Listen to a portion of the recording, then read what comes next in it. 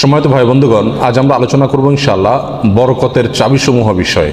বরকত শব্দের অর্থ হলো কল্যাণ বেশি হওয়া, যে কোনো কিছুতে আল্লাহর পক্ষ থেকে কল্যাণ যুক্ত হওয়া, এটা হলো বরকত। অতএব আমাদের জীবনে, আমাদের আমলে, আমাদের রুজিতে, আমাদের ইনকামে, আমাদের সন্তান সন্ততিতে, আমাদের সব কিছুতে আল্লাহ সুবহানাহু ওয়া তাআলার পক্ষ থেকে বরকত আসবে। বেশ কিছু আমল আছে, সে আমলগুলো করলে এগুলোকে আমরা এক কথায় বলতে পারি বরকতের 10টি চাবি। এই চাবিগুলো যদি আমরা ব্যবহার করি তাহলে ইনশাআল্লাহ বিদিনিল্লাহ আমাদের জীবন বরকতময় হয়ে যাবে। তার ভিতরে 1 নম্বরের চাবি হলো বরকতের ঈমান এবং তাকওয়া। প্রিয় ভাইয়েরা, যখন ঈমান এবং তাকওয়া কারোর মধ্যে থাকে তখন আল্লাহ সুবহানাহু ওয়া তাআলার পক্ষ থেকে বরকতের বারিধারা তার প্রতি বর্ষণ হতে থাকে। আল্লাহ সুবহানাহু ওয়া তাআলা কোরআন কারীমে বলেছেন, ওয়ালাউ আন্না আহলাল কুরা আমানু ওয়াত্তাকাউ লাফাতাহনা আলাইহিম বারাকাতিম মিনাস সামাই ওয়াল আরদ। যদি কোনো জনপদের লোকেরা ঈমান আনে এবং তাকওয়া অবলম্বন করে তাহলে আমি আসমান থেকে এবং জমিন থেকে, উপর থেকে নিচ থেকে, উভয় দিক থেকে বরকতের সমস্ত দুয়ার খুলে দেব। এই জন্য কেউ যদি ঈমান আনে আর তাকওয়া অবলম্বন করে, এই দুটি জিনিস যদি কারোর ভিতরে থাকে তাহলে আল্লাহ সুবহানাহু ওয়া তাআলার ওয়াদা হলো আসমান এবং জমিন থেকে বরকতের সমস্ত দুয়ারগুলো তার জন্য কি করে দেওয়া হবে? খুলে দেওয়া হবে। বরকতের 2 নম্বর চাবি হলো যে কোনো কাজের শুরুতে বিসমিল্লাহ বলা। যে কোনো কাজের শুরুতে কি করা? বিসমিল্লাহ বলা।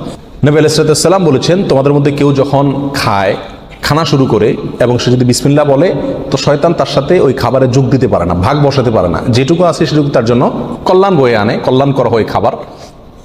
অনুরূপভাবে কেউ যদি বাসা বাড়িতে প্রবেশ করে বিসমিল্লাহ বলে ঢুকে তাহলে সেই ঢোকার সময় তার সাথে কি হতে পারে না? শয়তান যোগ দিতে পারে না।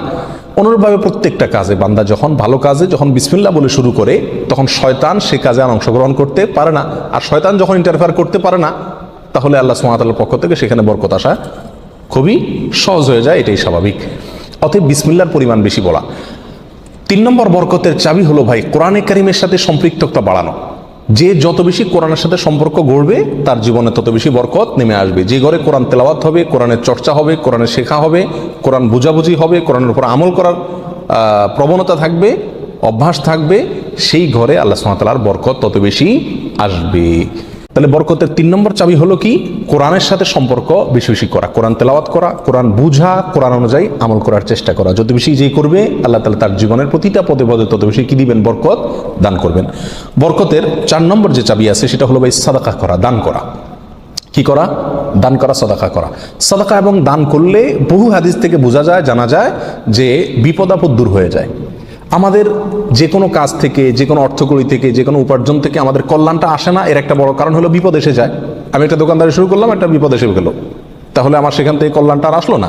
তো বরকত যদি আপনি চান প্রত্যেকটা বস্তুতে, প্রত্যেকটা জিনিসে কল্যাণ আসুক, উপকার হোক জিনিসটা আপনার জন্য, ছোট চাকরি, অল্প আয়, ছোট ব্যবসা, এর ভিতরেই আল্লাহ তাআলা কল্যাণ দিয়ে দেখ। আপনি যদি চান তাহলে আপনাকে কি করতে হবে? সাদাকার অভ্যাস করতে হবে, দান। নাম্বার 5, বরকতের 5 নম্বর চাবি হলো ভাই আত্মীয় স্বজনের সাথে সম্পর্ক ভালো রাখা। এটা বহুল পরীক্ষিত একটি আমল ভাই। আত্মীয় স্বজনের সাথে যে যত বেশি সম্পর্ক ভালো রাখে, মা বাপ, ভাই বোন, ফুফু, চাচা, কাছের লোকজন, রক্ত সম্পর্কীয় লোক যারা, বিশেষ করে তাদের সাথে যে যত বেশি সম্পর্ক ভালো রাখে এবং তাদের সাথে সম্পর্ককে নষ্ট করে না, তারা যদি দুর্ব্যবহার করে তো নিজের পক্ষ থেকে ভালো ব্যবহার করার চেষ্টা করে, তো এই লোকের জীবনে আল্লাহ তাআলা বরকত দান করেন। এটা পরীক্ষিত বিষয়। অতএব এই চাবিটি বরকতের, এটা খুবই গুরুত্বপূর্ণ। 5 নম্বর, অর্থাৎ আত্মীয় স্বজনের সাথে, রক্ত সম্পর্কীয় লোকদের সাথে কি করতে হবে? সম্পর্ক সবসময় বিল্ড আপ করার চেষ্টা করতে হবে, তাদের খোঁজখবর নিতে হবে, সাধ্য অনুযায়ী তাদের পাশে দাঁড়াতে হবে। যদি পাশে দাঁড়াতে নাও পারেন অন্তত সম্পর্কটাকে কি করতে হবে? ভালো রাখার চেষ্টা করে যেতে হবে। নাম্বার 6, বরকতের 6 নম্বর চাবি হলো ভাই সকালবেলায় ভোরে ভোরে কাজে যাওয়া।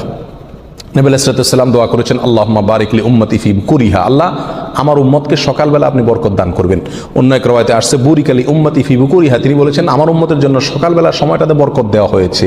অতএব সকালের সময়টাতে আপনি ঘুমায় থাকেন তাহলে বরকত কোত্থেকে আসবে? এই টাইমটাতে কাজ করতে হবে। এবং কিছু কিছু কাজ আছে, কিছু কিছু পেশা আছে যে সকালবেলা করার মতন, আপনি মার্কেটে দোকান আছে, সকালে ভোরে খোলার সিস্টেম নাই, তাহলে সেটা তো আপনি খুলবেন না। কিন্তু অন্তত তার প্রাক প্রস্তুতিগুলো সকাল থেকে হয়ে যাওয়া উচিত। এবং সকালের টাইমটা আসলে ঘুমের কোনো উপযুক্ত টাইম না। নাম্বার 7, বরকতের 7 নম্বর চাবি হলো ভাই নিজে 5 ওয়াক্ত সালাত আদায় করতে হবে এবং পরিবারের লোকদেরকে সালাতের নির্দেশ করতে হবে। বহু লোক নিজে নামাজ পড়ে কিন্তু বাচ্চা কাচ্চা, ফ্যামিলির লোকজন তারা নামাজ পড়ছে কিনা সে বিষয়ে কি করে না? খবর রাখে না। আল্লাহ সুবহানাহু ওয়া তাআলা কোরআন কারীমে বলেছেন, ওয়া উমুর আহলাকা বিস সালাত, তুমি তোমার পরিবারকে নামাজের নির্দেশ করো, নিজে তো পড়তেই হবে, পরিবারকেও নির্দেশ করো। ওয়াসতাবির আলাইহা, এবং এটার উপর অটল থাকো, ধরে রাখো এটাকে। তাহলে কি হবে? লা নাসআলুকা রিজকা, আমি তোমাদের কাছ থেকে, আল্লাহ বলছেন আমি তোমাদের কাছ থেকে রিজিক চাই না। নাহনু নারযুকুকা ওয়াল আকিবাতু লিত্তাকওয়া, বরং এই কাজ করলে, আমল করলে আমি তোমাদেরকে রিজিক দিব। নাম্বার 8, বরকতের 8 নম্বর চাবি হলো ভাই তাওয়াক্কুল করা আল্লাহর উপরে, আল্লাহর উপরে ভরসা করা। মুমিন যত বেশি আল্লাহর উপরে ভরসা করবে, আল্লাহ তাআলা তত বেশি তাকে সাহায্য করবে। আর আল্লাহর প্রতি ভরসা যত কমে যাবে, আস্থা যত কমে যাবে, নির্ভরতা যত কমে যাবে, দুনিয়ার কোনো বস্তুর প্রতি যখন আস্থা বেশি হয়ে যাবে, আল্লাহ তাআলা তাকে ওই বস্তুর হাতেই বেইজ্জত করে ছাড়েন। এটাই আল্লাহ সুবহানাহু ওয়া তাআলার সুন্নাহ। যার কারণে আল্লাহর প্রতি যে যত বেশি তাওয়াক্কুল করে, আল্লাহ তাআলা তাকে তত বেশি উদ্ধার করেন এবং সাহায্য করেন। বরকতের জন্য এটা একটা অন্যতম উপায়। যে যত বেশি আল্লাহর উপরে ভরসা করবে, বিশেষ করে রিজিকের ব্যাপারে, তত বেশি আল্লাহ সুবহানাহু ওয়া তাআলার পক্ষ থেকে কি আসবে? বরকত আসবে। একটু কোনো কারণে আমাদের ইনকামের উপরে চাপ আসলে, প্রেশার আসলে আমরা অস্থির হয়ে যায়, হাউতাশ হয়ে যায়, নিরাশ হয়ে যায়। অনেকে তো আজেবাজে মন্তব্য করা শুরু করি, আল্লাহর উপর তাওয়াক্কুল থাকে না। তো আসবে কোত্থেকে রিজিক? রিজিক আসবে তখন যদি আল্লাহর উপরে ভরসাটা পূর্ণ মাত্রায় থাকে।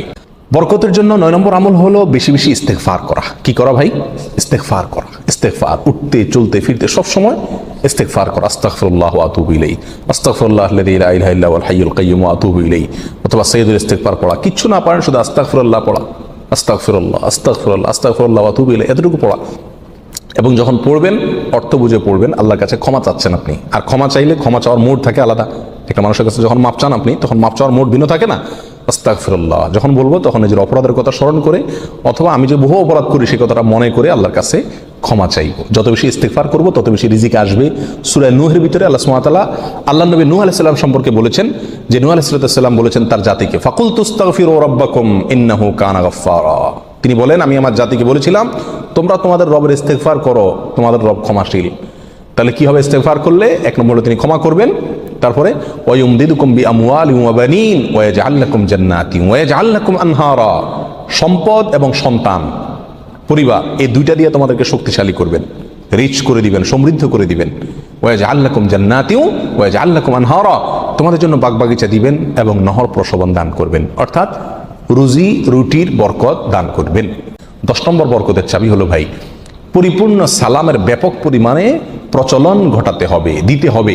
সালামের পরিপূর্ণ রূপ হলো আসসালামু আলাইকুম ওয়া রাহমাতুল্লাহি ওয়া বারাকাতুহু। এখানে আমরা সবাই জানি দোয়া করা হয়, আপনার প্রতি শান্তি বর্ষিত হোক, আল্লাহর রহমত বর্ষিত হোক এবং আল্লাহর বরকত নাজিল হোক আপনার প্রতি। তাহলে আপনি যখন কারোর প্রতি সালাম দিচ্ছেন, পূর্ণাঙ্গ সালাম, আসসালামু আলাইকুম ওয়া রাহমাতুল্লাহি ওয়া বারাকাতুহু, তার মানে আপনি কেমন যেন তার জন্য বরকতের দোয়া করছেন, শান্তির দোয়া করছেন।